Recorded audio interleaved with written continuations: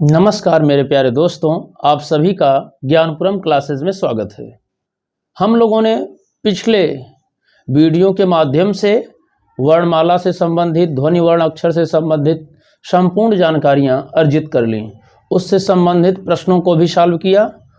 और आइए अब हम आगे जो सभी परीक्षाओं में पूछी जा रही हैं संधि टॉपिक, संधि के बारे में आप जानते होंगे कि अगर परीक्षा हो जिसमें हिंदी पूछी जाए, संधि ना पूछी जाए, ऐसा हो सकता है? नहीं ना। तो आइए थोड़ा देखें संधि के बारे में और देखें परीक्षाओं में कैसे पूछे जा रहे हैं और क्या क्या प्रश्न कैसे बन रहे हैं। तो आज संधि की शुरुआत किया जा रहा है। देखें टॉपिक है संधि। अच्छा, संधि से अगर आपसे प्रश्न एक पूछा जाए कि आप बताइएगा संधि में कौन सी संधि है, आंसर दीजिएगा। अगर एक प्रश्न हो कि संधि में कौन सी संधि है, बताइएगा। ये जो संधि शब्द है, संधि शब्द में कौन सी संधि है, क्या बता रहे हैं? फिर से, व्यंजन संधि। संधि में व्यंजन संधि, और इसका विच्छेद क्या होता है पता है? सम प्लस धी, ये व्यंजन संधि है। यानी आपसे अगर एक प्रश्न बन जाए कि संधि में कौन सी संधि है, तो आप क्या बताएंगे? संधि में कौन सी संधि? आप बताएंगे व्यंजन संधि। और अगर पूछ ले संधि का संधि विच्छेद, अगर ऐसे ही प्रश्न आपसे पूछ ले और आपको ये ना पता हो ऐसे, और पूछे संधि का संधि विच्छेद कीजिए, तो आपके लिए चैलेंज कुछ बातें बन जा रही हैं। सभी लोग गौर से समझिएगा।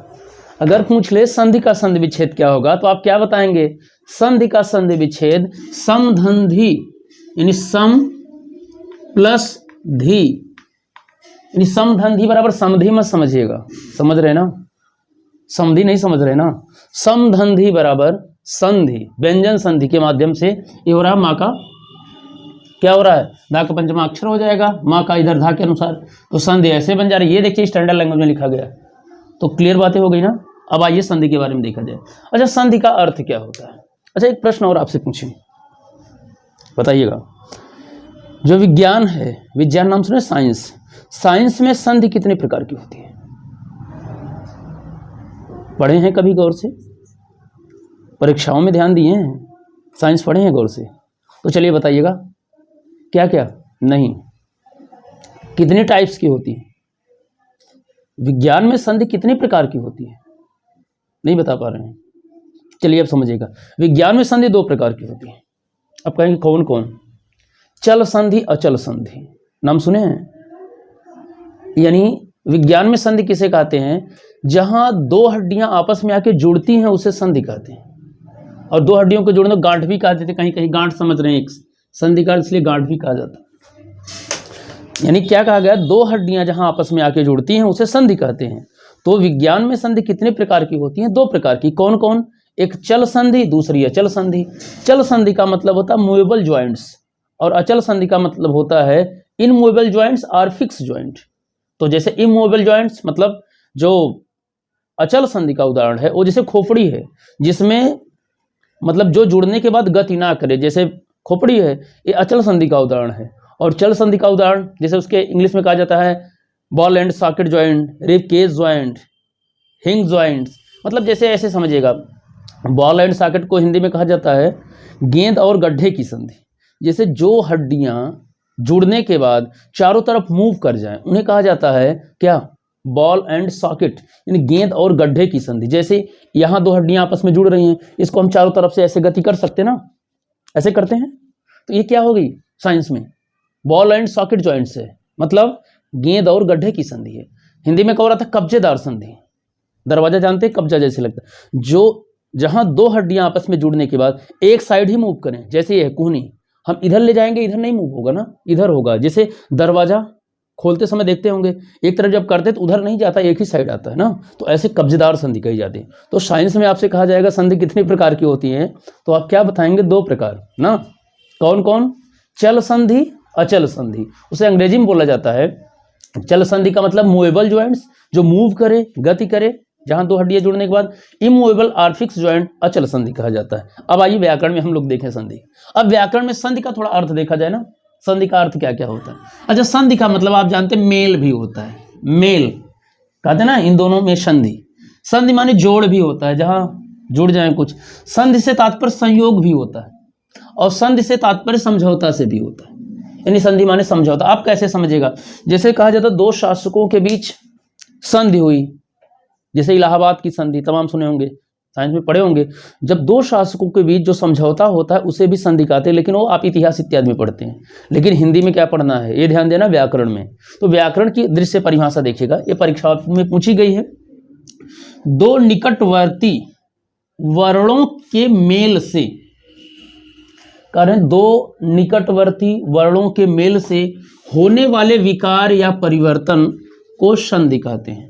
दो निकटवर्ती वर्णों के मेल से होने वाले विकार या परिवर्तन को संधि कहते हैं। अब ये प्रश्न कैसे दिया गया था? ऐसे दिया था, दो निकटवर्ती वर्णों के मेल से होने वाले विकार या परिवर्तन कहलाते हैं संधि, समास, उपसर्ग, प्रत्यय। आप ये जानिए क्या होता है। तो यहाँ उसे संधि कहते हैं। ये परीक्षाओं में कई बार रिपीट किया गया है।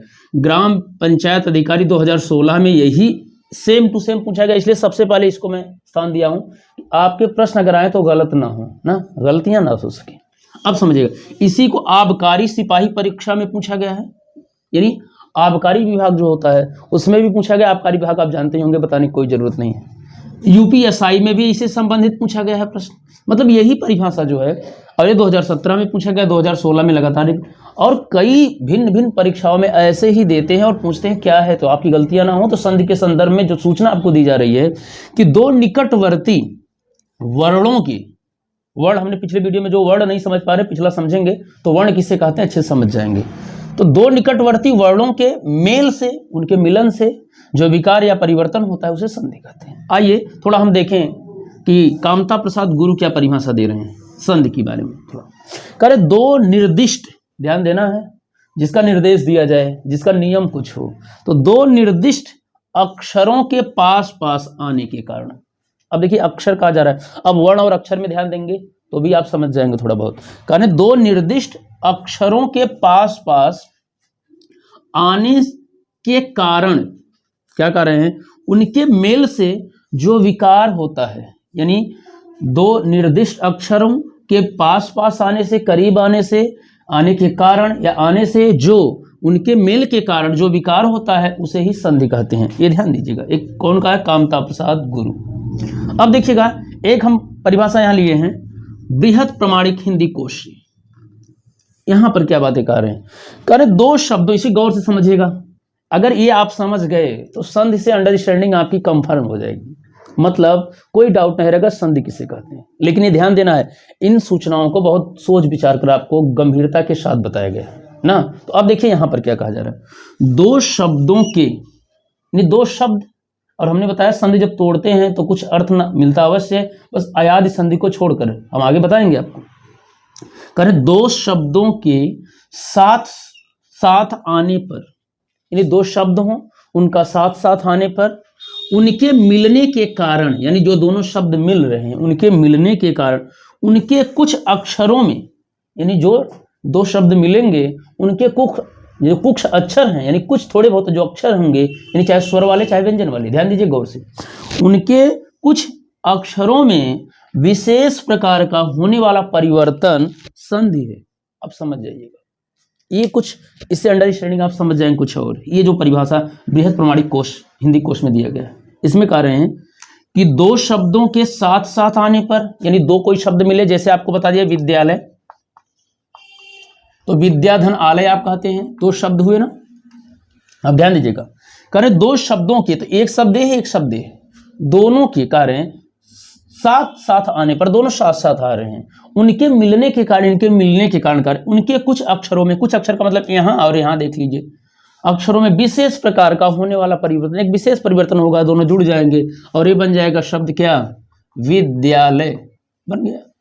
तो होने वाले परिवर्तन को क्या कहते हैं? संधि कहते हैं। तो आप समझ गए संधि। तो संधि से कोई डाउट हुआ नहीं? संधि किसे कहते हैं? अब हमें लगता है कि आप बहुत अच्छे तरीके से समझ गए होंगे, जो आज तक नहीं समझ पाए थे संधि को लेकर, जो रटे थे परिभाषा उसको छोड़िए और केवल अंडरस्टैंडिंग कीजिए, समझिए एकदम समझदारी के साथ। कोई दिक्कत नहीं हो, कैसे भी परिभाषा पूछी जाए, किसी ढंग से घुमा फिरा के पूछी जाए, आप उसको सुनिश्चित ही सही आंसर टिक कर देंगे। तो आइए हम आगे संधि के बारे में जानकारी ले रहे हैं। तो आइए अब हम देखते हैं संधि विच्छेद के संदर्भ में क्या बातें कही जाती हैं। तो देखिए शब्द है संधि विच्छेद, इसको भी जानना जरूरी है, तब जाके आप समझ पाएंगे आगे कि संधि विच्छेद किसे कहते हैं। अगर आपसे पूछा जाए तो इसको भी इससे संबंधित संधि विच्छेद से संबंधित कथन पूछा था कानून गो की परीक्षा 2015 में। इस वजह से इसको भी महत्वपूर्ण समझते हुए हमने संधि विच्छेद के बारे में भी आपसे सोचा चर्चा करते चलें, जो परीक्षाओं में पूछे जा रहे हैं, जिससे आपको प्रश्न गलत ना हो। तो देखिएगा संधि विच्छेद किसे कहते हैं, इसको समझिएगा। संधिगत शब्दों को, यानी संधिगत शब्दों को, यानी जो संधि युक्त शब्द हैं, संधिगत से मतलब संधि युक्त शब्दों को अलग अलग, यानी इनको अलग अलग, यानी जिसे हम कह सकते पूर्व रूप में करना संधि विच्छेद या संधि तोड़ना कहा जाता है। यानी क्या कहा जाएगा कि संधिगत या संधि युक्त शब्दों को अलग अलग या पूर्व रूप में क्या करना संधि विच्छेद या संधि तोड़ना कहा जाता है। अब जैसे हमें आपको बताएं, लिखा गया है विद्यालय, इसलिए बता रहे एग्जाम्पल, आप सावधानी के साथ इसे याद भी किए जानते। अब विद्यालय क्या है, संधि युक्त शब्द है ना, संधिगत शब्द है, संधि में इससे मिलकर बना हुआ शब्द है। अब बता रहे इसको अलग अलग करना, अलग अलग करेंगे तो ऐसे नहीं मनमानी तोड़ देंगे, जिन शब्दों से पूर्व रूप में जिससे मिलकर बना है उसी में करना। तो किससे मिलकर बना है, विद्या धन आलय। अब समझिए गौर से, विद्या धन आलय, तो अलग अलग करना संधि, तो यही जो अलग अलग हम कर रहे हैं उसके पूर्व रूप में ला रहे हैं, यही है संधि विच्छेद या संधि तोड़ना कहा जाएगा। समझ गए। अब चलिए एक परिभाषा देख रहे हैं बद्रीनाथ कपूर की, इनका नाम सुने हैं, नहीं सुने हैं तो ध्यान दीजिएगा। बद्रीनाथ कपूर एक व्याकरण के ज्ञाता भी हैं और कहे जाते हैं कि इनका एक शब्दकोश हमने आपको चर्चा पिछले वीडियो में किया था। अब देखिएगा, ये कहते हैं व्याकरण में संधि, ध्यान देना, व्याकरण में किसी पद की, यानी कह रहे हैं कि व्याकरण में किसी पद को संधि के स्थान से, संधि के स्थान का मतलब जहां से जुड़ा हो, देखिए यहाँ यही संधि हुई है, यहाँ पर संधि के स्थान से, संधि के स्थान का मतलब जहां संधि हुई है, जहां जोड़ हुआ है, जहां मेल हुआ है, जहां समझौता हुआ है, जहां गांठ पड़ी है, कहाँ है, यहाँ ना, यानी संधि के स्थान से तोड़कर यहां से हम तोड़ें, यानी अलग अलग करें, उसके शब्द अलग अलग करना, यानी यहां से हम तोड़ेंगे जहां संधि के स्थान से तोड़कर अलग अलग करना, संधि विच्छेद कहा जाता है। तो हमें लगता है संधि विच्छेद आप समझ गए होंगे, कि संधि भी समझ गए, संधि विच्छेद भी समझ गए। तो आइए अब हम देखते हैं संधि के भेद। तो आइए हम देखते हैं संधि के भेद। अच्छा, संधि के भेद से कई बार परीक्षाओं में प्रश्न पूछा गया है। संधि के कितने भेद होते हैं ये जानते हैं, बताइएगा। हिंदी में जो संधि है, संधि के कितने भेद होते हैं, संधि कितनी प्रकार की होती है, ये परीक्षाओं में कई बार प्रश्न पूछा गया है। कुछ लोग क्या आंसर देते हैं आप जानते ही होंगे, कुछ लोग गलती बस 5 कह देते हैं और स्वर के भेद बता देते हैं। तो आपको बहुत गौर से समझना है, संधि के कितने भेद होते हैं, 3 भेद, गौर से देखिएगा। अच्छा, आप जमकर पढ़ेंगे तो जमकर तैयारी होगी, ये समझ रहे ना, एकदम अच्छे से, कोई डाउट नहीं होना चाहिए, समझ रहे बात को। अब इसमें डाउट नहीं होना चाहिए। देखिए पिछले वीडियो को जो हमने बताया था उसी आधार पर है। अच्छा, संधि हमने बताया था, संधि किसे कहते हैं, 2 निकटवर्ती वर्णों के मिलने से जो विकार या परिवर्तन होता है। वर्णों की संख्या हमने 52 बताया था, वही जो आपस में स्वर व्यंजन या योगवाद जो सब मिलकर हैं, वो जब आपस में मिलकर नया शब्द बनाते हैं तो उसे संधि कहते हैं। कैसे जुड़कर, तो अब देखिए उसके आधार पर भेद कैसे हैं। तो हम देखते हैं संधि के कौन कौन भेद हैं। एक स्वर संधि, अब ध्यान दीजिएगा, स्वर संधि हमने स्वर को अलग से पढ़ा था, स्वरों की संख्या पढ़ा था, उसी के नाम पर पढ़ा है स्वर संधि, ठीक। अच्छा, स्वर का एक हमने नाम भी बताया था, अच कहते हैं ना।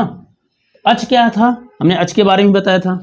ये देखिए अच चा में हलंत है, अच किसे कहते हैं, अच क्या है बताइए, अच क्या है। हाँ बहुत अच्छा, गुड, आपको याद है ना। हाँ, अच माने, अच से तात्पर्य स्वर, अच क्या है, प्रत्याहार है, बताया गया। माहेश्वर सूत्र से निर्मित एक प्रत्याहार है, तो अच में सभी स्वर आ जाते हैं, ये संस्कृत में आप पढ़े होंगे। तो अब समझिएगा कि अच से तात्पर्य स्वर, तो स्वर को अच भी कहते हैं। तो इस वजह से स्वर संधि का एक अन्य नाम अच संधि भी है। अब देखिए व्यंजन, व्यंजन की संख्या हमने आपसे बताया था, व्यंजनों की संख्या कितनी होती है पिछली वीडियो में, सब कुछ उसी के नाम के आधार पर यहाँ व्यंजन संधि कही गई, व्यंजन संधि। अच्छा, व्यंजन संधि का एक दूसरा नाम भी है, क्या, हल संधि। हल भी हमने बताया, हल क्या है, प्रत्याहार है। अब इसी व्यंजन संधि को हल संधि भी कहा जाता है। अब देखिए अगला है विसर्ग संधि। अब देखिएगा हमने आपको बताया था जो विसर्ग है, ना तो स्वर और ना तो स्वर है ना तो व्यंजन, इसको हम क्या किस में रखते हैं, अयोग वाह में। देखिए यहाँ पर संधि में भी इसको अलग दिखा दिया गया है, यानी ना तो स्वर के साथ रखा गया ना तो व्यंजन के साथ। इसे एक अगली संधि जिसे विसर्ग कहा जाता है। अब ध्यान, विसर्ग का कोष्टक में कुछ नहीं लिखा, दूसरा नाम नहीं है, क्यों जानते हैं? जो माहेश्वर सूत्र है, माहेश्वर सूत्र में जो विसर्ग का उल्लेख नहीं है, इसलिए उससे संबंधित कोई प्रत्याहार निर्मित नहीं होता है, इस कारण उसको कोष्टक में यहाँ कुछ नहीं लिखा गया है। तो आपको उत्तर मिल गया होगा। अब आइए हम देखते हैं स्वर संधि के बारे में। स्वर संधि के भेद कितने होते हैं, स्वर संधि कहते किसको है ना। तो आइए इसको एक बार स्क्रीनशॉट ले लीजिए। तो देखिए, अब हमने इसको बताया कि भेद सब जान गए, आप स्क्रीनशॉट भी ले लिए होंगे ना। अब देखिएगा इसके भेद। अच्छा, संधि से एक बहुत महत्वपूर्ण बात है, अगर संधि को आप अच्छे से समझ गए तो शब्दों की समझ की पैठ अच्छी बन जाएगी, यानी शब्दों का अर्थ समझना बड़ा आसान हो जाता है। संधि ऐसी कुछ खास है, ये समझिएगा, उसको तोड़कर अर्थ समझ जाएंगे, उसको एक में जोड़कर भी अर्थ समझ जाएंगे। तो संधि को आप बहुत गहराई से अच्छे से समझिएगा। और आप ये जानते होंगे, शिक्षा के समान इस संसार में पवित्र करने वाला कुछ भी नहीं होता। तो शिक्षा को जरूर ग्रहण करें, ये आप सभी जानते होंगे। ऐसा कहा भी गया है कि शिक्षा के सदृश इस संसार में पवित्र करने वाली कोई वस्तु है ही नहीं। तो इसे बहुत गौर से समझिएगा। तो चलिए देखा जाए स्वर संधि के कितने भेद होते हैं। अच्छा, स्वर संधि के कई भेद कुछ लोग कहते हैं, लेकिन मुख्यतः 5 भेद हैं जो आपको पढ़ना है। स्वर संधि के यानी अच संधि के मुख्यतः 5 भेद कौन कौन हैं आप ये जानते हैं। पहला आप देखेंगे दीर्घ संधि, ध्यान देना है, कुछ लोग कुछ और बता जाते हैं गलतीवश, आप लोग ये ध्यान देना है आपको। दीर्घ है, दीर्घ नहीं है। कुछ लोग इस पर छोटी जैसा आप हरस सुई लगा देते हैं, दीर्घ संधि, दीर्घ नहीं होता है, दीर्घ संधि। चलिएगा, दूसरी संधि कौन सी देखा जाए, यानी एक संधि ये हुआ, यानी किसके, स्वर संधि के भेद चल रहे हैं, तो दीर्घ संधि। दूसरी हमें देखना है कौन सी संधि, बताइएगा।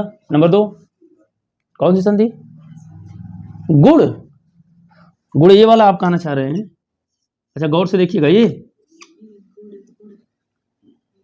यही तो आप बोल रहे, प्रोनाउंसिएशन यही है, गुड़। ये देखिए, आपका प्रोनाउंसिएशन शुद्ध होगा तभी समझ पाएंगे।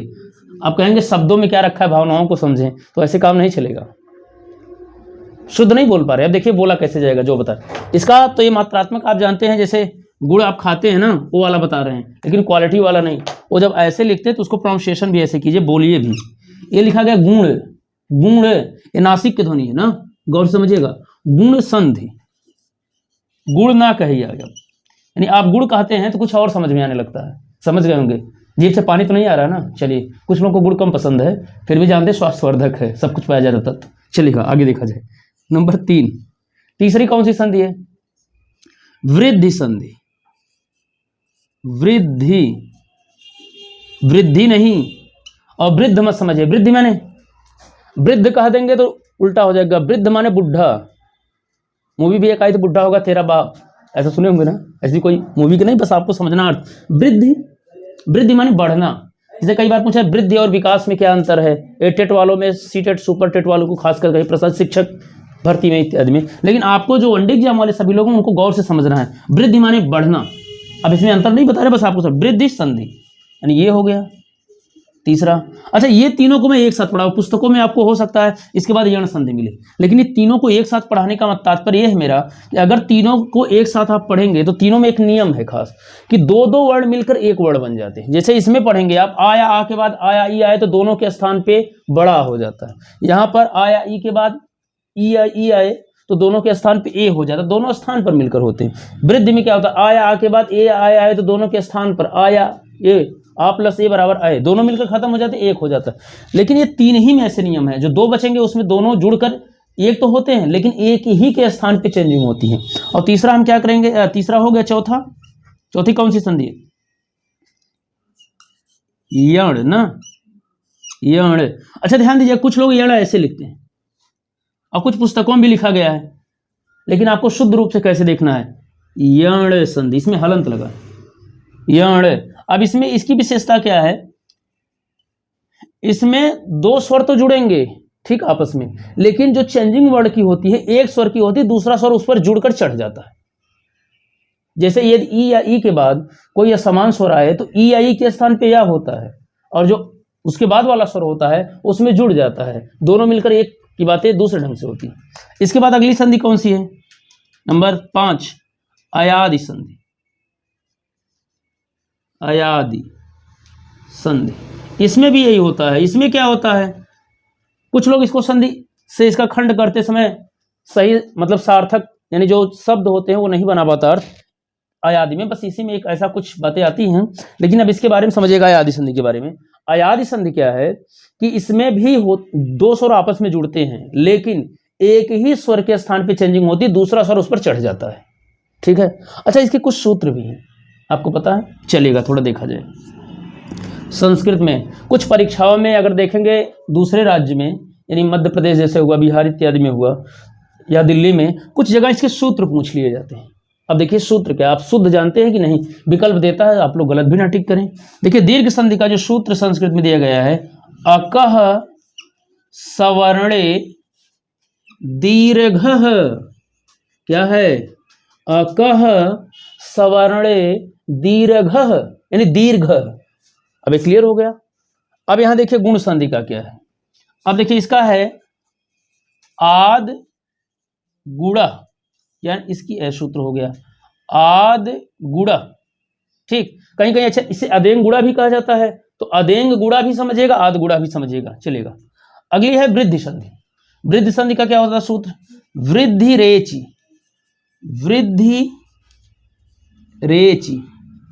अच्छा एक चीज और गौर से समझिएगा, यहां मैं वृद्धि थोड़ा इस ढंग से लिखा हूं, स्टैंडर्ड लैंग्वेज है इसलिए दिया हूं, थोड़ा आपको बता दो वृद्धि, गौर से देखिएगा। जैसे अगर आपकी वृद्धि ऐसे लिखी मिली कहीं, वृद्धि ये भी लिखी गई है, थोड़ा इसको बड़ा कर दें तो आपको ज्यादा स्पष्ट हो जाएगा ना, पास हो गया। अब देखिएगा अगर इसको कहा जाए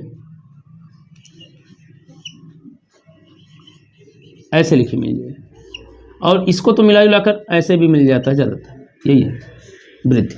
अच्छा ये बताइए, इसमें देखने के बाद अगर किसी बच्चे से पूछा जाए, जो छोटे बच्चे बेचारे अभी है, यानी समझ गए होंगे प्राइमरी के हों, या अगर हमें लगता है 9-10 के जो बच्चे हैं जो अभी तैयारी करें, उनसे भी संधियाँ पूछी जाती है, आप जानते हैं इंटर में भी संधि लगी है, जितने एग्जाम है सब जगह। अगर आपसे पूछा जाए झटके में कि ये बताइए ई की मात्रा जो है रस्वी किस पर लगा है, दा पे लगा है धा पर, तो ज़्यादातर बच्चे बताएंगे दोनों पर लगा है, या कुछ लोग बताएंगे किस पर दा पे लगा है, क्योंकि दा पूरा दिख रहा, धा यहाँ दिख रहा। लेकिन ध्यान दीजिएगा ये जो ई है धा पर लगी, ये देखिए ये स्पष्ट हो जा रहा है। तो इसलिए मैं स्टैंडर्ड लैंग्वेज का इस्तेमाल कर रहा हूँ, मानक शब्दों का, जिससे आपको स्पष्ट हो। वृद्धि धी धा पे आ रहा है, तो इस वजह से ऐसे लिपि का ऐसे शब्दों का प्रयोग ना करके हम इस शब्दों का प्रयोग करें जो आप समझेंगे। तो क्लियर हो गई बात, आप समझिएगा यहाँ पे। तो यहाँ वृद्धि रेची। अच्छा यण संधि है, यण संधि का सूत्र बताइएगा, नहीं पता है तो देखिएगा, इको यणचि, इसका हो गया इको यणचि। ठीक, इको यणचि, अणचि मत समझिएगा, नहीं अणचना मत समझ रही ना, समझ रहे हैं बात को, कुछ लोग नहीं कहते हैं बहुत अणच रहे हैं, ये क्षेत्रीय भाषा का कथन है। तो इको यणचि आप ऐसे याद कीजिएगा, अणचि करके मत याद कीजिए, कुछ लड़के बच्चे झटके में ऐसे बोल लेते हैं, तो आपको बोलना नहीं, आपको शुद्ध बोलना होगा, इको यणचि ना। चलिएगा अब अयादि में देखा जाए। अयादि में हम देखें तो इसका होता है एचो अय वा या वह, ध्यान दीजिएगा एचो अय वा या वह। इसको देखिएगा कि इको यणचि कैसे बन रहा है, इसको यणचि का तो याद कर लिए होंगे थोड़ा। अब देखिएगा थोड़ा इसके बारे में, जो अयादि संधि है, अयादि संधि का आप ध्यान दीजिएगा। अयादि संधि का क्या है, एचो अय वा या वह, इसको हम व्याख्या करके आपको जब वीडियो में एक एक संधि बताएंगे तो स्पष्ट रूप से बताएंगे। एक इसका है अयादि का। अच्छा इसको ऐसे भी मत याद, ये चाचा यहाँ आवा, ऐसा तो नहीं याद करेंगे ना, कुछ बच्चे ऐसे ही ट्रिक बना लेते हैं मनमौजी टाइप में। ये है एचो आ, ये देखिए अवग्रह आ है, ये समझिएगा, ये अवग्रह आ है। अवग्रह आ का मतलब हरस्व आ। अगर आपसे पूछ ले अवग्रह आ से क्या तात्पर्य है, तो आप समझिएगा हरस्व आ, यानी ये आ है, ये यस की तरह जो आपको दिख रहा है। तो एचो आ ये वा या वाह, तो क्लियर हो गया। तो अब देखें संधि के भेद, अब ध्यान दीजिएगा, इन्हीं स्वर संधि के इतने भेद किए जाते हैं। इसमें व्यंजन संधि में, विसर्ग संधि में भेद करके हिंदी में नहीं पढ़ाए जाते, आपको सीधा सीधा हिंदी में इनके नियम पढ़ाए जाएंगे, नियम 1, नियम 2, नियम 3, और पूरे विसर्ग और व्यंजन संधि को इस नियम के तहत पढ़ेंगे। बस आपको इसी में आपको ध्यान देना है। तो चलिए आइए अब हम एक एक संधि के बारे में अच्छे से अध्ययन करते हैं। चलिए आइए हम देखते हैं कि स्वर संधि के भेद तो हम लोग देख लिए ना, मतलब स्वर संधि के भेद तो देख लिया, अब स्वर संधि की परिभाषा हम लोगों ने नहीं देखा था। अच्छा, संधि के कितने भेद होते हैं, ये वीडियो में कई बार प्रश्न पूछा गया है। लेखपाल की परीक्षा होने वाली है, वो डेट भी निर्धारित हो गई है, उसमें भी कुछ जगह पूछा गया प्रश्न, और बीएड में अक्सर पूछा ही जाता है, और पीसीएस में भी ये शब्द लगा हुआ है संधि टॉपिक। तो आप देखिएगा स्वर संधि किसे कहते हैं, इसके बारे में परिभाषा थोड़ा देखा जाए। तो भेद हो तो आप याद रखिएगा बहुत एकदम बारीकी के साथ, परीक्षाओं में विभिन्न परीक्षाओं में पूछा जा रहा है, तो एक भी क्वेश्चन आपकी संधि से नहीं गलत होना चाहिए। इसके लिए आपको एकदम कॉन्फिडेंस के साथ, एकदम विश्वास के साथ जुटकर रहना होगा। तो चलिएगा आइए देखा जाए स्वर संधि किसे कहते हैं, अगर आपसे पूछा जाए तो आप क्या बताएंगे। चलिएगा, आप ही से प्रश्न है, स्वर संधि किसे कहते हैं, थोड़ा बताइएगा। चलिएगा, आप देखिएगा परिभाषा, कहा जाएगा कि स्वर के साथ, समझिएगा, स्वर के साथ, स्वर के मिलने से, स्वर के साथ, किसके, स्वर के साथ स्वर के मिलने से, परिभाषा समझिएगा, स्वर के साथ स्वर के मिलने से, क्लियर, स्वर के साथ स्वर के मिलने से स्वर में हुए परिवर्तन को, स्वर के साथ स्वर के मिलने से स्वर में हुए परिवर्तन को स्वर संधि कहते हैं। क्लियर, परिभाषा गौर से समझिएगा। स्वर संधि किसे कहते हैं, क्या समझ में आई बातें, क्या समझे आप। स्वर के साथ स्वर के मिलने से स्वर में हुए परिवर्तन को स्वर संधि कहते हैं। कुछ अच्छी परिभाषा लग रही है। अब देखिए इसका मतलब क्या है, स्वर के साथ स्वर के मिलने से, ये स्वर कितने होते हैं आपके बताया गया है, स्वरों की संख्या कितनी है, स्वरों की संख्या 11 है, ये पता ही होगा अच्छे से। कौन कौन होंगे ये नाम भी पता होगा। क्लियर, कौन कौन स्वर हैं, आ ई उ री ए ऐ ओ औ, इतने ही हैं, अंक नहीं है, गौर देखिएगा। अब देखिए कौन कौन है, आ ई उ री ए ऐ ओ औ, यही स्वर हैं।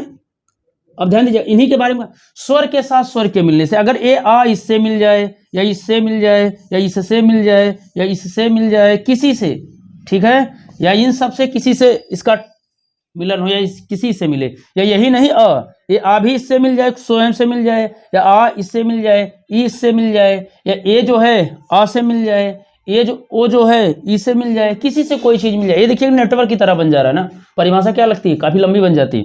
यानी स्वर के साथ, यानी स्वर हो, स्वर के साथ स्वर के मिलने से स्वर में हुए और स्वर में ही परिवर्तन हो, स्वर में ही चेंजिंग हो, तो उसे क्या कहा जाएगा, स्वर संधि। यानी उसे, तो आपसे पूछा स्वर संधि किसे कहेंगे, यानी स्वर संधि किसे कहते हैं, तो स्वर के साथ स्वर के मिलने से स्वर में हुए परिवर्तन को स्वर संधि कहते हैं। अच्छा, कुछ जगह परिभाषा ऐसी पूछी गई है, कुछ जगह ये भी बातें आती हैं कि दो स्वरों के पास आने से जो संधि होती है, यानी दो स्वरों के, अब ध्यान दीजिएगा इसी, एकांता प्रसाद गुरु के अनुसार मैं बता रहा हूं आपको, वो क्या कहते हैं, दो स्वरों के, यानी चाहे कोई स्वर हो, स्वर कितने हैं 11, अब कोई दो स्वर अगर पास है, दो स्वरों के पास आने से जो संधि होती है उसे स्वर संधि कहते हैं।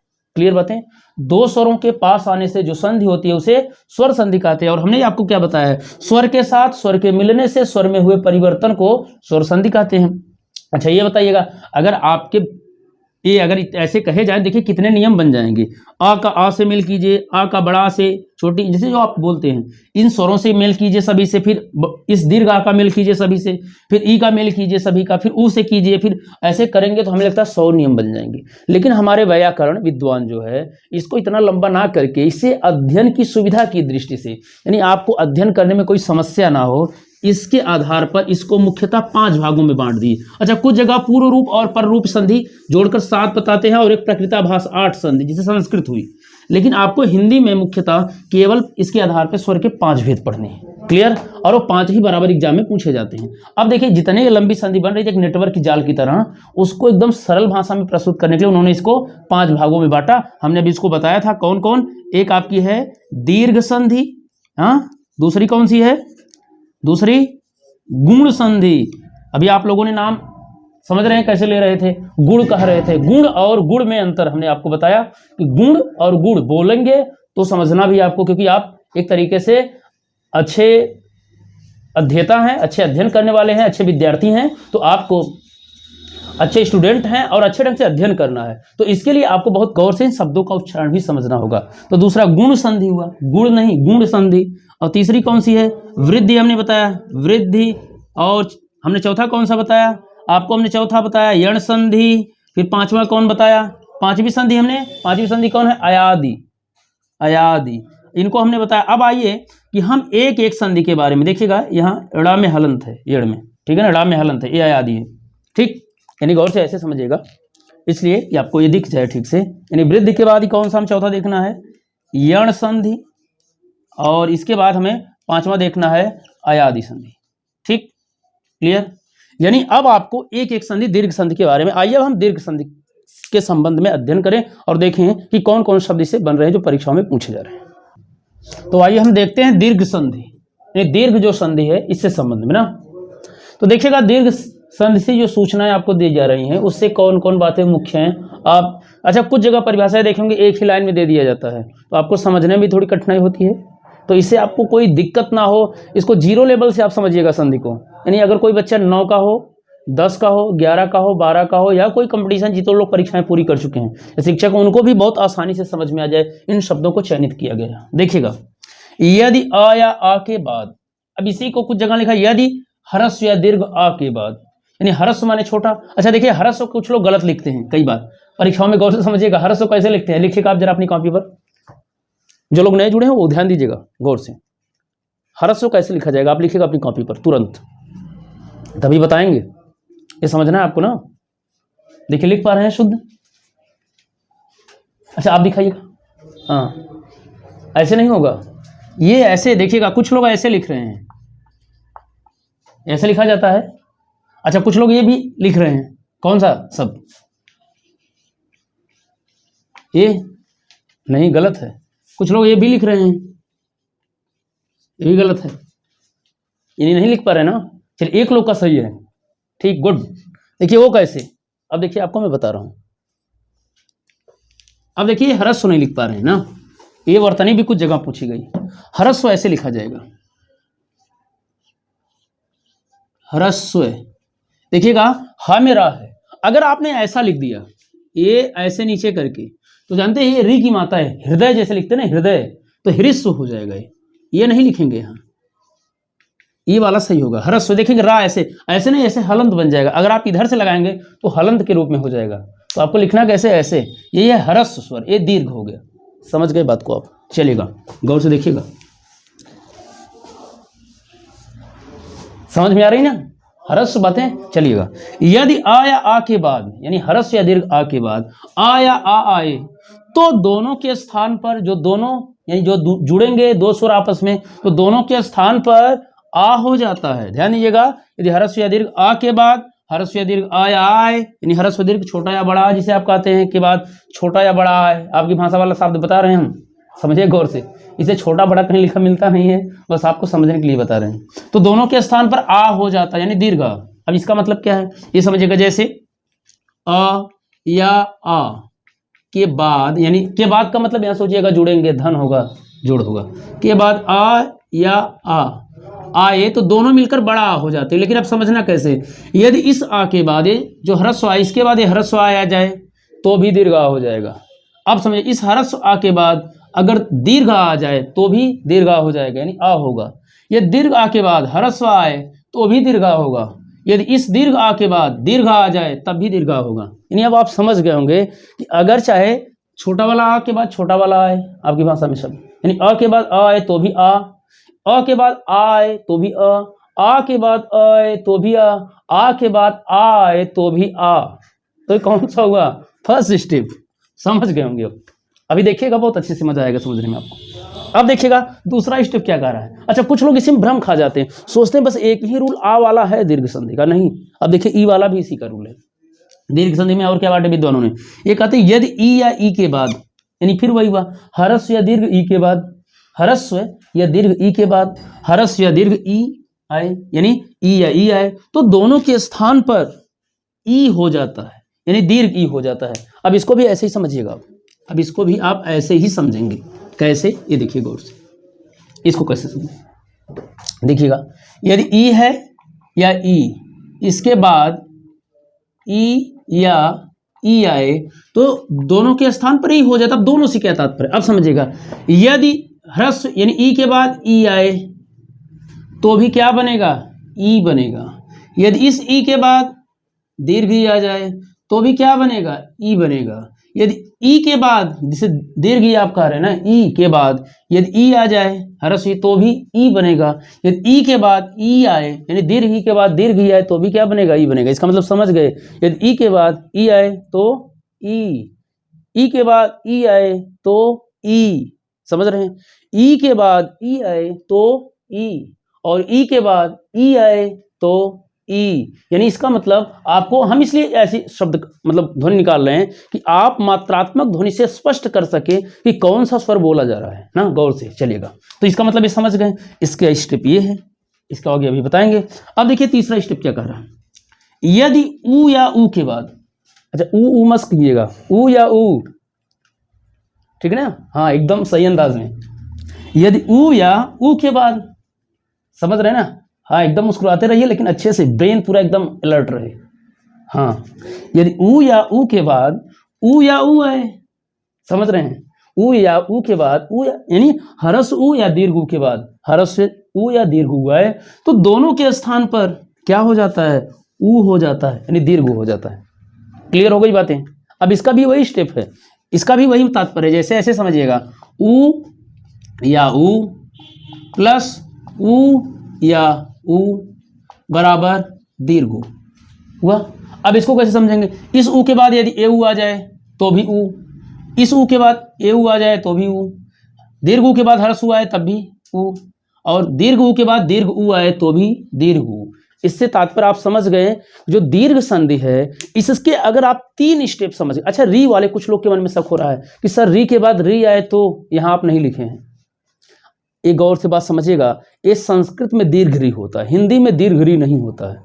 इस वजह से आपको 3 ही स्टेप हिंदी में पढ़ना, ठीक, गौर समझ रहे ना। जब संस्कृत पढ़ाएंगे या बताएंगे तो उसमें हम बताएंगे उससे संबंध में भी। यहां पर आपको बस इतना समझना है कि जो हिंदी के मूल हैं, जितने भी कॉम्पिटिटिव एग्जाम हैं जिसमें पूछे जा रहे हैं, बीएड भी आप जान रहे हैं, बीएड का एंट्रेंस होने वाला है, यानी इसके बाद जितने भी एग्जाम हैं कुछ, और देखें कुछ यूनिवर्सिटियों के एग्जाम होने वाले हैं, कुछ बच्चे सतर्क हैं, जैसे इलाहाबाद, दिल्ली, आपके यहाँ बनारस, बीएचयू इत्यादि में जहाँ हिंदी पूछे जा रहे हैं अनिवार्य रूप से, यानी जितने अलग अलग एग्जाम हैं सब में मोस्ट इंपॉर्टेंट है, और आप लोग एकदम गंभीरता के साथ अध्ययन कीजिएगा। तो अब समझिएगा, यही इतने ही स्टेप आपके हिंदी में आ रहे हैं कि यदि आ या आ के बाद आ या आ आए तो दोनों के स्थान पे आ, यदि ई या ई के बाद ई या ई आए तो दोनों के स्थान पे ई, यदि ऊ या ऊ के बाद ऊ या ऊ आए तो दोनों के स्थान पे ऊ। यही दीर्घ संधि का लक्षण है। आइए अब इससे हम संबंधित उदाहरण देखते हैं। तो आइए हम संधि से कुछ उदाहरण समझते हैं। अच्छा थोड़ा संधि से समझ लिया जाए तो ज्यादा सही हो जाएगा। ऐसे जैसे आपके सामने है, जो आप चीन परिचित है उसको बहुत अच्छे से समझिएगा विच्छेद कैसे किया जाता है, तो आपको कोई डाउट नहीं होगा ना, समझ में हमारी बात आ रही है आपको। एक बार आप एग्जाम्पल समझिए जो आपको एकदम इजी हो, जो आप एकदम शुरू से पढ़ते कक्षा 6 से। एक शब्द है विद्यालय, हर जगह लिखा मिलता है, और शायद अगर पूछे जाए विद्यालय का संधि विच्छेद की, आपके जुबान से तुरंत आ जाएगा। विद्यालय तो क्या कहते हैं, विद्याधनालय। अब देखिए इसका विकल्प कैसे बनता है। जैसे शब्द आ गया ना, क्या आया, विद्यालय,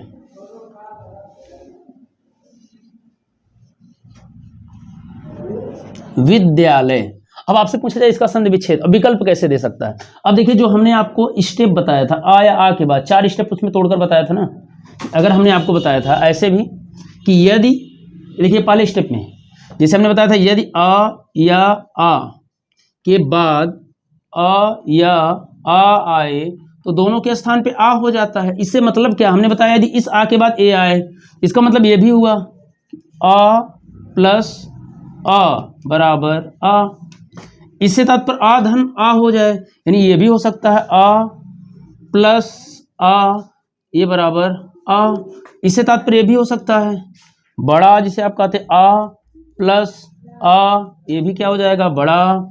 और इससे तात्पर्य ये भी बन जाएगा क्या, आ प्लस आ बराबर बड़ा। क्लियर। अब देखिएगा आपने स्वर संधि पढ़ा, स्वर संधि के भेद पढ़ा, और स्वर संधि के 3 स्टेप पढ़ा, और तीनों स्टेप में देखिए एक स्टेप में 4 क्या दरवाजे खुल रहे हैं, समझ रहे हैं गौर से। 4 दरवाजों में अगर आपको देखना हो, गौर से झांकना हो कि कौन सा सही होगा, तो सुटेबल आपको पकड़ना है कैसे। अब देखिए इसी से आधार पे हम इसी एग्जाम्पल दे रहे हैं। जब विद्यालय को विकल्प दिया जाए, क्या एक विकल्प ऐसा दे विद्यालय को, समझिएगा, विकल्प के रूप में आपको ऐसे चयनित करें, यहाँ लिख दे विद्यालय का संधि विच्छेद, विद्यालय हुआ। अब इसको जैसे विकल्प देना है, किसी बच्चे को पकड़ना है गौर से, तो कैसे पकड़ेंगे। अब देखिए पहला विकल्प अगर देना है तो ऐसे देगा एग्जाम में, पहले छोटे में तोड़िएगा, ये देखिए इससे हम तोड़ रहे हैं अ धन अह, तो विद्य प्लस अलय। अब देखिए ये भी बता रहे हैं अ धन आ बराबर आ। अब यहां देखिए दूसरा विकल्प, गौर से समझिएगा, अगर एक बार समझ लिए तो संधि से झंझट खत्म। दूसरा विकल्प क्या है, अब इससे हम दोनों में जोड़ें तो ये ऐसे हम कह सकते हैं विकल्प देने के लिए विद्य प्लस आलय। तीसरा विकल्प अगर हमें देना हो तो हम क्या देंगे, गौर समझिएगा, इसी आधार पे ये क्या हो जाएगा। अच्छा यहाँ पर ये ध्यान दीजिएगा, 2 बन गए ना यहाँ पर, क्योंकि ह्रस्व आना चाहिए था, तो यहाँ हो जाएगा आपका विद्या प्लस क्या हो जाएगा अलय, विद्या प्लस अलय। देखिए 3 खंड में इसलिए आपको यहाँ पर बताएं, ये आ के बाद पहले छोटा ला रहे हैं ना, तो इसमें आ फिर बड़ा जिसे आप कहते हैं, यानी विद्या धन अलय। फिर अगला क्या होगा, चौथा विकल्प विद्या प्लस आलय। अच्छा देखिएगा नियम क्या बता रहा है कि अगर ह्रस्व आ के बाद ह्रस्व आए तो भी दीर्घ हो जाएगा, और ह्रस्व आ के बाद दीर्घ आ जाए तो भी दीर्घ हो जाएगा, दीर्घ आ के बाद ह्रस्व आए तो भी दीर्घ हो जाएगा, और दीर्घ आ के बाद दीर्घ आ जाए तो भी। तो यहाँ पर विकल्प तो लगते हैं सब सही, आ के बाद आए तो भी दीर्घ हो जाएगा, यहाँ तो जुड़ जाना चाहिए था, आ के बाद आए तो भी हो जाना चाहिए था, आ के बाद आ आए तो भी हो जाना चाहिए था। लेकिन आप क्या इसमें टिक करेंगे, कौन सा विकल्प टिक कीजिएगा, किस आधार पे आप यही मारेंगे ना चौथा, क्योंकि आपकी जुबान पर है रटा हुआ एकदम। आपसे जब भी पूछा जाता है विद्यालय तो कहते हैं विद्या धन आलय, इसमें कुछ ना आप तर्क करते हैं ना वितर्क करते हैं, कुछ भी नहीं करते, सीधा आपके जुबान पर ही बैठा हुआ शब्द है। तो आप यहाँ कह दिए विद्या धन आलय, ये मान लीजिए विकल्प सही है, लेकिन क्यों ये गलत है, जबकि सूत्र तो ये भी बता रहा है नियम, तो गलत क्यों है। तो अब देखिए आपके सामने जो चैलेंज है विच्छेद को समझने का, ऊंचे क्या ध्यान देना है। अब देखिएगा यहाँ पर क्या बातें हैं, ये देखिएगा शब्द आपको देखना है कि ये जो शब्द है विद्यालय, इसका आप अर्थ को समझिए एक बार। विद्यालय माने विद्या धन, यानी विद्यालय से तात्पर्य विद्या का घर, इतना तो जानते होंगे। अब इतना थोड़ा अंडरस्टैंडिंग आपको बनानी पड़ेगी। जैसे विद्यालय माने विद्या का घर, अब ये समझिएगा दोनों जब तोड़ेंगे तो दोनों सार्थक हों और इसी अर्थ को ध्वनित करें, यानी इसी अर्थ को दोनों खंड भी मिला जुला कर बताएं, किसके, जो ये संधि वाला शब्द है, यानी इसके जो विच्छेद होंगे 2 भागों में टूटकर, वो भी वही अर्थ मिलाकर बताएं जो अर्थ ए दे रहा है, इससे इतर इससे बाहर ना जाए, ठीक ना। तो अब समझना कैसे, जैसे विद्य कोई शब्द होता नहीं इस ढंग से, ये कट जाएगा, लेकिन अलय होता है। अब कहेंगे अलय कौन सा होता है, लय माने जानते हैं, लय ताल राग लय, तो अलय माने जिसमें कोई लय ही ना हो, सब नहीं कहते एकदम लय के साथ गाना गाए, तो जिसमें कोई लय ना हो, तो इसका एक अर्थ हुआ, ये तो सही हुआ, ये गलत कट गया। अब देखिए विद्य भी कोई नहीं है, आलय माने जानते होंगे, आलय माने बताइए, कई बार परीक्षाओं में पूछा गया है, आलय, आलय माने घर ना, तो ये सही है। अब देखिए विद्या यहां भी शुद्ध शब्द है और अलय यहां भी आ जा रहा है। अब ये दोनों विकल्प, यहां देखिए विद्या आलय, यहां 2 विकल्प टैली कर जाए। अब आप टिक कैसे करेंगे, चयन कैसे करें, विद्या आलय, अलय माने वह विद्या जिसमें कोई लय ही ना हो, विद्यालय का अर्थ ऐसा तो मिलने गया नहीं, विद्यालय का मतलब विद्या का घर। तो आप देखिएगा यहाँ विद्या, यानी ये भी कट गया तब, यानी इसका मतलब है विद्या धन अलय का मतलब जोड़ेंगे तो जबरदस्ती बनेगा, लेकिन वह विद्या जिसमें लय ना हो तो ये तो गलत हो जाएगा। इसका मतलब लाना है अर्थ विद्या का घर, तो विद्या यानी विद्या आलय माने घर, तो इस वजह से ये विकल्प सही होगा। ऐसे ही विच्छेद करते समय आपको शब्दों का ध्यान देना पड़ेगा, शब्दों को यानी ऐसे ध्यान देना पड़ेगा कि जब हम उसका विच्छेद करें, उसको हम तोड़ें, तो इस ढंग से शब्द ना निर्मित हो कि इसका कुछ और अर्थ निकले, इसका कुछ और निकले, मिला जुलाकर वही संदर्भित अर्थ दे। और इसको ध्यान देना, शुद्ध शब्द का खंड, यानी जो शब्द दे वो भी एक अर्थ ध्वनित करे, सही अर्थ दे सके, इस कारण यहाँ संधि विच्छेद ये सही होगा। तो आप पकड़ लिए होंगे। अब इसी आधार पर हम आपको दे रहे हैं कई शब्दों की संधि युक्त शब्द, और आपको करना है विच्छेद। तो देखिएगा, आपको ये भी बताना होगा कमेंट में कि आपने कितनी संधियां कर चुके हैं सही, और कितना आप नहीं कर पाए हैं, कितना गलत कर रहे हैं। और चलिए आइए आपको हम संधि दे रहे हैं, तो ठीक है, आइए देखा जाए आगे। तो आइए अब हम संधि देखें, और इसका संधि करने का यानी जो शब्द हैं, अब इनका संधि विच्छेद कीजिएगा। आपके सामने इतने शब्द हैं, ये विभिन्न परीक्षाओं में कहीं ना कहीं पूछे गए हैं, चाहे पीसीएस हो, चाहे लेखपाल हो, चाहे आपके टेट हो, चाहे सी टेट हो, चाहे सुपर टेट हो, इन सब में कहीं ना कहीं बराबर पूछे जा रहे हैं। तो आप इनको स्क्रीनशॉट ले लीजिए और तुरंत इसका आप संधि विच्छेद कीजिएगा। देखते हैं आप, इसमें एक भी नहीं गलत होनी चाहिए। एक ध्यान देना है, अगर आप एक भी शब्द संधि विच्छेद का गलत कर रहे हैं तो हो सकता है एग्जाम में 1 या 2 पूछे ही जाते हैं और वो भी आपका चला जाएगा नंबर। तो गलत नहीं होना चाहिए और हर जगह संधि पूछी जा रही है। तो आप देखिए इसमें कितने कर पा रहे हैं, कितने गलत हो रहे हैं। अगर पूरे कर पा रहे हैं संधि विच्छेद तो अच्छी बातें हैं, आप पकड़ रहे हैं धीरे धीरे, ठीक। और देखिए इतने का कीजिएगा, फिर मैं आपको बता रहा हूँ। अब वीडियो रोक कर भी पहले संधि विच्छेद कर लीजिएगा अपनी कॉपी पर अच्छे से। देखिए आप कितने कर पा रहे हैं, वीडियो को रोक कर भी आप इसके सभी संधि विच्छेद कीजिए, फिर मैं आपको बता रहा हूं। चलेगा। और हमें आसानी विश्वास है, आप अपनी कॉपी पर वीडियो रोक कर संधि विच्छेद कर लीजिए, मिलान कीजिएगा। देखिए कैसे। अच्छा, स्वार्थी का आप क्या बनाए? अच्छा, कुछ मार्केट में अभी मैं क्लास ले रहा था तो कुछ बच्चों ने मुझसे कहा कि सर स्वार्थी का संधि विच्छेद कुछ पुस्तकों में पहला एग्जाम्पल है, नाम तो नहीं लेना चाहता हूं, लेकिन ध्यान दीजिएगा उसमें गलत भी दिया है। उसमें लिखा गया है स्वाधन आरथी, और कुछ बच्चों ने वो भी बनाया था, और आप लोगों में हो सकता है ऐसा कुछ बनाए हो। अच्छा, कुछ जगह और भी ट्रिक में इत्यादि लोग बताते हैं, अगर पहले मतलब ऐसे कुछ हो जहां आधा वर्ड अक्षर आ जाए तो समझिएगा यण संधि होती है। तो ये ध्यान दीजिएगा, यहाँ देखिए मैं पहला ही शब्द दिया हूँ, आधा दिख रहा है, जैसे स्वागत से कुछ लोग जोड़ लेते हैं। अगर आप वो ट्रिक फॉलो करेंगे तो आप निसंकोच कहीं ना कहीं मान लीजिए कुछ तो रट लेंगे शब्दों का, लेकिन गलती कर बैठेंगे। जैसे अगर आप जोड़ें, जो लोग ट्रिक बताते हैं आपको कि अगर आधा अक्षर आ जाए तो आप समझिएगा यण संधि है। तो आप ध्यान दीजिएगा, पहला ही शब्द मैंने दे दिया है, आधा अक्षर है। जैसे आप इसे स्वार्थी में स्वागत से जोड़ लेंगे तो आप कहते हैं सुधन आगत, यण संधि हो गई, लेकिन पहला ही मैंने ऐसा शब्द दिया है कि जो आप एकदम सतर्क हो जाइएगा, आप उसे अच्छे से समझिएगा, शब्दों को तोड़िएगा जिससे आपकी संधि गलत ना हो। क्लियर ना, कोई डाउट नहीं होगा। अब देखिए इसको क्या बनाए हैं आप, इसका बनेगा स्वाधन अर्थी, ठीक, गौर समझिएगा, स्वधन अर्थी। अच्छा, कुछ पुस्तकों में जो गलती है हमने बताया, यहां पर आ की मात्रा लगा दिया, स्वधन आर्थी कर दिया है, तो गलत हो जाएगा, गौर समझिएगा कैसे बना स्वार्थी। अच्छा, स्व माने क्या होता है, हमने एक दिन बताया था आपको पिछले वीडियो में, स्वजन स्वजन, हमने 2 शब्द बताया था ना, जैसे हमने बताया था स्वजन और स्वजन। अच्छा, व्याकरण का एक नियम है, यद्यपि बहुनाधि से तथापि पठपुत्र व्याकरणम, आज तक भले ही बहुत कुछ अध्ययन किए हो, फिर भी हे पुत्र, हे सखा, हे मित्र, व्याकरण का एक बार फिर से अध्ययन करो। क्योंकि कुछ लोग क्या करते हैं, व्याकरण की जल्दीबाजी में अध्ययन करते हैं, अंतर नहीं समझ पाते। जैसे ये है, यहाँ देखिए स्व लगा इसलिए मैंने बताया स्वजन, और ये स्वजन। अब देखिए यहाँ दंत सा, यहाँ तालव्य सा, तो इस स्वजन का मतलब स्वजन यानी अपने लोग, स्व माने खुद के, अपने लोग, और स्वजन कर देंगे कुत्ते लोग। अब बताइए कहीं पार्टी हो, कोई बोले मेरे स्वजन आए हुए हैं, तब तो ठीक हुआ। कोई फैशन में थोड़ा सा आकर डायलॉग टाइप में ऐसे मेरे स्वजन आए हुए हैं, तब तो हो गया कुत्ते लोग आए हुए हैं। तो अब समझ गए अर्थ क्या निकालेंगे। तो इसी तरह से आपको ध्यान देना है स्व। तो स्व माने क्या होता है, स्व माने खुद को, अपने को। अच्छा, अर्थी माने बताइएगा आप, चलिए आप बताइएगा। नहीं, जो आप समझ रहे हैं टिकठी या जनाजा नहीं, अर्थी माने चाहने वाला, चहेता, यानी स्व यानी खुद को, अर्थी माने जो चाहता हो, जो चाहेता हो, खुद को चाहने वाला केवल, उसे स्वार्थी कहा जाता है। अब जो टिकठी बता रहे हैं ना, जनाजा जिस पर डेड बॉडी जाती है, उसको बोला जाए अर्थी, वो ऐसे लिखा जाता है अर्थी। इसका मतलब होता है जनाजा या टिकठी, इसके तात्पर्य है। इस अर्थी का मतलब चहेता, जो खुद को चाहता हो, तो ये क्या बनेगा, स्वार्थी। अब ये कैसे बना शब्द को ध्यान दीजिएगा। अगर मान लीजिए ये शब्द आप नहीं जान रहे, इसी को जोड़ना है, गौर समझिएगा। ये देखिए स्व है, इसमें क्या छुपा है, आ, हम आ को बाहर ला दिए, ठीक। इसमें आ है अर्थी।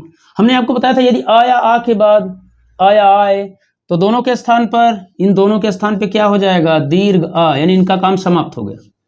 अब बचा क्या, ये देखिएगा, ये स्व है, इसमें हलंत लगा है ना, जब ये आ इसमें आके जुड़ेगा, हलंत गायब हो जाएगा, दीर्घ आ है, तो ये क्या हो जाएगा, स्व। और देखिए इधर बचा है क्या, था, और इस पर, तो ये ध्यान दीजिएगा बना क्या, स्वार्थी। ये देखिए इसे टैली हो गया। यानी आपको ऐसे ही शब्दों को ध्यान देना है। तो स्वधन अर्थी बराबर स्वार्थी।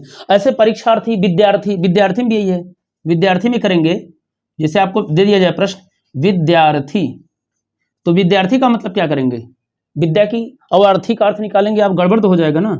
विद्यार्थी, विद्या प्लस अर्थी, अब अर्थी समझिएगा, अर्थी माने फिर चहेता, जो विद्या का चहेता हो, विद्या को चाहने वाला हो, तो वही है विद्यार्थी। तो अर्थी माने समझ गए, चहेता है चाहने वाला, जो अर्थी टिकठी आप जनाजा बता रहे थे वो नहीं है, वो अर्थी है, ये अर्थी है।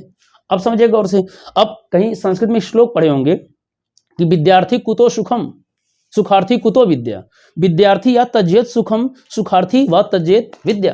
कहते हैं विद्या चाहने वाले को सुख कहाँ और सुख चाहने वाले को विद्या कहाँ। गौर समझिएगा, सुखार्थी कुतो विद्या, सुख चाहने वाले को विद्या कहाँ, और कह रहे हैं विद्यार्थी कुतो सुखम, विद्या चाहने वाले को, विद्यार्थी का मतलब जो मैं कह रहा हूं ये मत सोचेगा, विद्या का मतलब विद्यार्थी तात्पर्य मेरा औचित्य है, आप विद्यार्थी अगर मैं कह रहा हूं तो आप विद्या के चहेता है चाहने वाले, तो विद्यार्थी कुतो सुखम, विद्या को चाहने वाले को सुख कहाँ, और सुखार्थी या तज्जित विद्या, अगर सुख चाहते हो तो विद्या छोड़ दो, और अगर विद्या चाहते हो तो सुख छोड़ दो। तो इस समय गर्मी बहुत ज्यादा पड़ रही होगी ना, ये जानते होंगे।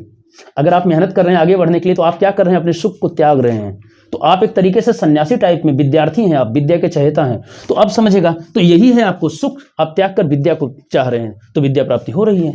अगर यही कुछ लोग एकदम लेजी बनकर बैठे रहें, केवल मोबाइल पर गाना सुने, ये सब चले, तो थोड़ी ना आप आगे बढ़ पाएंगे। तो आपको आगे बढ़ना है, और माध्यम क्या, सबसे सशक्त विद्या ही आपको सर्वोच्च बना सकती है। तो अब समझेगा, तो आप समझ गए, ये सब नॉलेज आपके पास रहे, ज्ञान, तो कोई त्रुटि नहीं होगी, आप अच्छे से समझेंगे। चलेगा आगे देखा जाए, कोणार्क। कोणार्क नाम आप सुने होंगे, कोणार्क। तो कोणार्क का आपने क्या किया था संविच्छेद, बताइएगा। कोणार्क का होगा कोण प्लस अर्क। अब ध्यान दीजिएगा, यही आप किए थे, कोण प्लस अर्क। अर्क माने, अर्क किसका पर्यायवाची है? अच्छा, कुछ किताबों में ध्यान दीजिएगा अर्क की जगह अक्र कर दिया है। सूर्य की पर्यायवाची है क्या? अर्क। अर्क माने सूर्य समझिएगा, जो सूर्य कोण पर टिका हो। अच्छा, कोणार्क मंदिर कहाँ है? आपसे प्रश्न वन डे एग्जाम में कई बार पूछा गया है। वेरी गुड, बहुत अच्छे। कहाँ? उड़ीसा में ना, गुड, ठीक है। आपको यानी जीएस भी ध्यान दे रहे हैं आप लोग। यानी सूर्य मंदिर, यानी कोणार्क का सूर्य मंदिर आप जानते होंगे। तो कोण पर अर्क माने सूर्य, यानी वहां बहुत व्यवस्थित रखा, उसके बारे में जीएस आप ध्यान देंगे तो समझे होंगे। तो यहां पर हुआ कोण प्लस अर्क, तो ये हो जाएगा अ धन अ बराबर आ। तो यहां देखिए जुड़ गया कोणार्क, कोई दिक्कत नहीं? दिक्कत ये हुआ। कोण तो आप जानते होंगे, जिसे आप कहते हैं समकोण, अधिक कोण, जो भी आप, न्यून कोण, और अर्क माने सूर्य, हमने बताया। अब चलिएगा आगे देखा जाए, पराधीन शब्द है, इसको समझिएगा। पराधीन शब्द का संधि विच्छेद कीजिएगा, आप कर भी लिए हैं, मिलाइएगा। अब हम बता रहे हैं, आप ये बनेगा परधन, परधन। अच्छा, आप क्या किए हैं? अधीन, गलत है, अधीन होता है। अच्छा, ये भी कई बार उल्टनी पूछी गई है, गौर से देखिएगा। ये परा भी नहीं होगा, कुछ लोग परा लिख रहे हैं। अब देखिए, अभी परा लिखे हैं, नहीं, गौर से समझिएगा, पर होगा। ये पर धन अधीन, अधीन नहीं होता। जैसे कुछ लोग बोलते हैं ना, हमारा देश अंग्रेजों के अधीन था, अधीन नहीं होता है, हमारा देश अंग्रेजों के अधीन था, अधीन कहेंगे। अधीन माने आप जानते होंगे, गुलाम, दूसरे के आश्रित। तो पर धन अधीन, यानी पर माने क्या होता है? दूसरे के अधीन, तो ये पराधीन बना। तो ये मत सोचिएगा परा, यही शुद्ध शब्द होगा। अगर आप इसको छोड़कर कुछ और लिख रहे हैं तो गलत हो जाएगा। यानी आपको यही, यानी इसका अर्थ भी बन रहा है, पराधीन माने दूसरों के अधीन। तो पर इसमें अ और आ मिलकर क्या हुआ? दीर्घा बन गया। तो कुछ बात समझ में आई? अधन आ बराबर दीर्घा, यानी पर धन अधीन। अच्छा, कहा भी गया है स्त्रियों के संदर्भ में, अगर देखेंगे रामचरितमानस में एक दिन कहा लिखा गया है कि कत, ये पंक्ति कई बार एग्जाम में पूछी गई, इसलिए मैं चर्चा कर रहा हूं, ऐसे नहीं चर्चा कर रहा हूं आपसे। एक पंक्ति है, कत विध सृजी नारी जगमाही। कत विधि, विधि माने ईश्वर विधाता। कत विध सृजी नारी जगमाही, पराधीन सुख सपने हुनाही। बताया जाए स्त्रियों को किस प्रकार से विधाता ने सृजन किया, इनको हमेशा अधीन बनाया दूसरे के। और कहा जाता पराधीन सुख सपने होना है, दूसरे का अधीन तो कभी सुखी नहीं होता है। अब ये कैसे कहेंगे स्त्रियों को पराधीन? देखिएगा, हमारे यहाँ अब तो मान लीजिए समाज बदल रहा है, अब स्त्रियां स्वावलंबी बन रही हैं, दूसरे के अधीन नहीं हो रही हैं ना, अब स्वाधीन हो रही हैं। तो आप समझिएगा, लेकिन कौन सा माध्यम है वो? शिक्षा ही है। आप मजबूती के साथ आगे बढ़िए। तो आप समझिएगा कैसे कहा गया था पहले, कि कहते हैं जब वो पैदा होती थी पिता के अधीन रहती थी।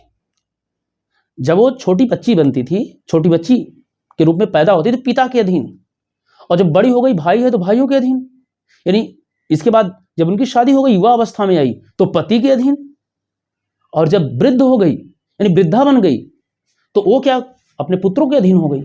इससे तात्पर्य क्या हो, इसीलिए पंक्ति में कहा कत विद सृजी नारी जगमाही पराधीन सुख सपने उनाही, यानी वो कभी अपने पिता के अधीन, कभी भाइयों के अधीन, कभी पति के अधीन, कभी बच्चों के अधीन, यही जिंदगी स्त्री की बातें कही जाती थी। अब समझ गए यही है पराधीन, पर धन अधीन। चलेगा नेक्स्ट देखा जाए, भिक्षाटन शब्द है, इसको आपने क्या बनाया है, आप क्या बनाए हैं, गलत बनाए हैं, गलत। चलिएगा देखिएगा, ये बनेगा भिक्षा धन, आटन नहीं होता है, अटन होता है। अच्छा कुछ लोग और क्या गलती के भिक्ष लिखे हैं, तो भिक्ष नहीं है, अभी वही किए ना। चलेगा, अगर गौर से पढ़िएगा ये सब परीक्षाओं में बराबर पूछे गए हैं। अच्छा आप अगर बीएड या बीटीसी किए होंगे तो उस समय भारत में शिक्षा के विकास में जब आप पढ़े होंगे तो उस समय एक चीज ध्यान दिए होंगे, भिक्षाटन व्यवस्था थी पहले। जब गुरु के सानिध्य में लोग पहले शिक्षा ग्रहण करने जाते थे, गुरु उनको भिक्षा के लिए भेजता था बाहर, तो भिक्षाटन कराते थे।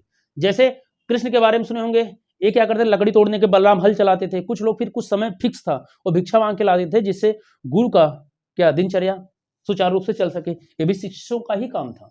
तो पहले एक गुरुकुल प्रणाली में थी खासकर व्यवस्थाएं। तो ये करेंगे भिक्षा। अच्छा भिक्षा में भी भिक्षाम देहि, भिक्ष नहीं, भिक्ष धातु में भिक्षा। और अटन माने क्या होता है, जो नहीं समझ पा रहे थे लोग, अटन माने भ्रमण करना, घूमना, टहलना, यानी भिक्षा के लिए जब अटन करते हैं तो उसी को कहा जाता है भिक्षाटन। अच्छा भिक्षावृत्ति भी आप पढ़े होंगे, आज एक कुछ धारणा के रूप में भिक्षावृत्ति, कुछ लोगों में वृत्ति स्टार्ट हो जा रही है जो रोकने की भी कोशिश की जा रही है। तो भिक्षावृत्ति तो वही भिक्षा, तो भिक्ष नहीं होगा। और अटन माने भ्रमण करना, तो बन गया भिक्षाटन। तो इसमें देखिएगा दीर्घ आ के बाद अ आया, इस कारण यहाँ क्या हुआ, आप इसे एकदम कंठस्थ करके याद कर लीजिएगा, आ के बाद आ आया तो ये बन गया दीर्घ अ। ना क्लियर, कोई डाउट नहीं। चलेगा अगला देखिएगा। अच्छा यहां भी देखिएगा, फिर हमने एक शब्द आपको ला दिया श्वेताश्व। अब यहां पर क्या ध्यान देना है कि जो लोग बताते हैं यण संधि में आधा अक्षर आ जाए, आधा वर्ण आ जाए, तो आप कह देते हैं कौन सी संधि, यण संधि। तो सतर्क रहिएगा।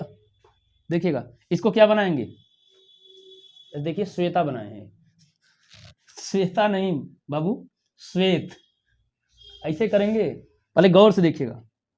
और आगे क्या बनाए हैं, अच्छा ये भी अश्व होता है, आश्व होता है, अश्व। अश्व माने क्या, घोड़ा कि गधा, घोड़ा ना, गधा नहीं। चलिएगा गौर, यहां देखिएगा ये बनेगा श्वेत प्लस अश्व, ये शुद्ध होगा। श्वेत माने सफेद और अश्व माने घोड़ा, यानी सफेद घोड़ा, यानी जो सफेद अश्व है उसे कहा जाएगा श्वेताश्व। Good answer. देखिएगा अ और आ मिलकर दीर्घ आ बन गई। अगला देखा जाए गदाघात, तो इसी में क्या है, कुछ लोग किए गद, ये सब। अच्छा गद माने क्या होता है जानते हैं, अच्छा आप बताइएगा गदहा, एक शब्द तो सुनिए हैं, चलेगा थोड़ा इसको हटा के बताएं आपको। गदहा, अच्छा मूलतः अर्थ तो ले लिया जाता है, लेकिन गदहा का एक और अर्थ निकलता है। जैसे आप लोग कुछ लोगों ने बताया है गद धन जोड़ रहे हैं ना, तो ध्यान दीजिएगा गदहा,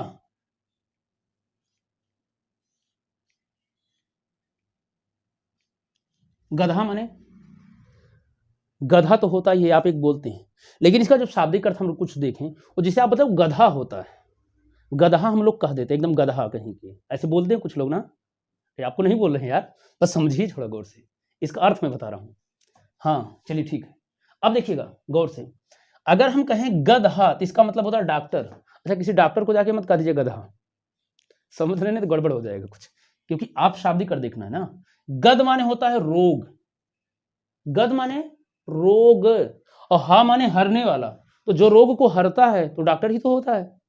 आप तो अभी गधा कह रहे थे, समझ गए बात को ना। तो अगर आप गद करेंगे, गद माने रोग ही होता है, अगर शब्दकोशी अर्थ में देखेंगे शब्दकोश में, तो गद माने रोग, हा माने हरने वाला, तो गधा माने रोग को हरने वाला। अब अर्थ समझना है आपको, डॉक्टर को मत कहिएगा ऐसा, आप समझिएगा, बस आपको अर्थ शाब्दिक बता रहे हैं, कुछ ध्यान। तो गद आप ना कहेंगे ना। चलेगा, आपको क्या करना है, गौर से ये समझना है, तो गदा होगा, गद नहीं होगा। और कुछ लोग लिखे हैं अघात, अघात माने जानते हैं, देखिए आप भी लिखे हैं गद, अघात माने नहीं कहते अघा गए, जैसे क्षुधा पूर्ति में जल पी के अघा गए, तो अघात नहीं आघात, आघात इसका मतलब है चोट या प्रहार। तो गदा की जो चोट या प्रहार होती मजबूती के साथ उसे कहा जाए गदाघात। जैसे भीम और दुर्योधन में युद्ध सुने होंगे, तो भीम ने गदाघात यानी जो गदा का प्रहार था दुर्योधन के जंघा पर कर दिया था। इससे बलराम क्रोधित हो गए थे, उनके गुरु थे, आप जानते ही होंगे।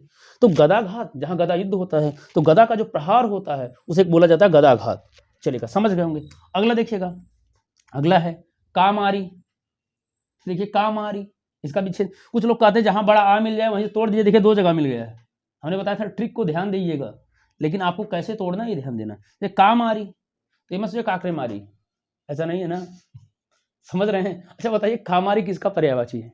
ये पर्यायवाची, पर्याय पूछा गया कई बार परीक्षाओं में, इसलिए मैंने शब्द भी दिया है। अच्छा ये बनेगा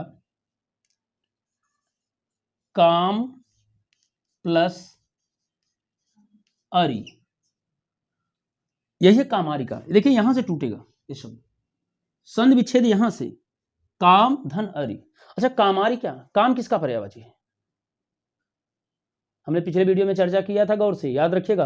और जो लोग नहीं ध्यान दिए हैं जाके पिछले वीडियो देखेंगे तो और आनंद से आपकी धीरे धीरे जो ज्ञान की जिज्ञासा है ना, पिपासा है, वो बढ़ती जाएगी और आपको एक दिन लगेगा संतोषजनक आपको आंसर मिलेगा। चलिएगा, काम कामदेव का हमने बताया था और हमने कहा था बाबा रामदेव मत समझ लीजिएगा ना, कामदेव, रामदेव बाबा ना समझिएगा। तो काम माने काम यानी वासना के देव, यानी जिसे नाम है जथा नाम तथा गुण, कामदेव। देखिए नाम भी वैसा है, और इनको जानते हो कि कामदेव कैसे थे। यानी काम माने वासना के, देव माने देवता। तो आप जानते हैं पहले ऐसे कहा जाता है जिन लोगों की तपस्या भंग नहीं होती उनके अंदर वासना उत्पन्न करता था देव, ये कामदेव। और बताया जाता है यहां तक कि भगवान शिव जब समाधि में तपस्या में थे, तपस्या में लीन थे, तो उनके अंदर भी वासना उत्पन्न करने की कोशिश की। और हमने बताया था एक पंक्ति भी, तब शिव तीसर नयन उघारा चितवत काम भयउ जलिछारा। शिव जी ने अपना तीसरा नेत्र खोल दिया, थर्ड आइज, समझ गए होंगे, और कामदेव जलकर राख हो गया। अच्छा किसी को जब कोई मार देगा, जला देगा, उसका दोस्त होगा कि दुश्मन? दुश्मन। तो अब देखिएगा यही है कामारी, यही मैं बताना चाह रहा हूं। काम धन अरि, तो कामारी किसका पर्यायवाची हुआ? अरि माने दुश्मन, शत्रु, वैरी। वैरी का नाम समझिएगा, वही बात है, वैरी, दुश्मन, शत्रु। जो काम के अरि माने शत्रु हैं वो कौन है? भगवान शिव। तो कामदेव को जलाकर राख कर दी, इसलिए कामारी किसका पर्यायवाची है? भगवान शिव का। क्लियर हो गया, काम धन अरि। कुछ लोग यहाँ आरी किए थे, काटने वाला आरी ओरी मत समझिएगा भाई, अरि माने दुश्मन या वैरी, ठीक, वो भी काटता है लेकिन यहाँ पर अरि है। आगे देखना है सत्यासत्य। अब देखिएगा यहां भी कुछ लोग प्रत्येक से जोड़ लेते हैं, जिसे कहते हैं यण संधि में प्रतिधन एक, यानी ताया यहां है आधा, इससे मत जोड़ लीजिएगा कि यण संधि है, इसको भी तोड़कर देखिए, ये बनेगा सत्य धन असत्य, असत्य, सत्य धन असत्य।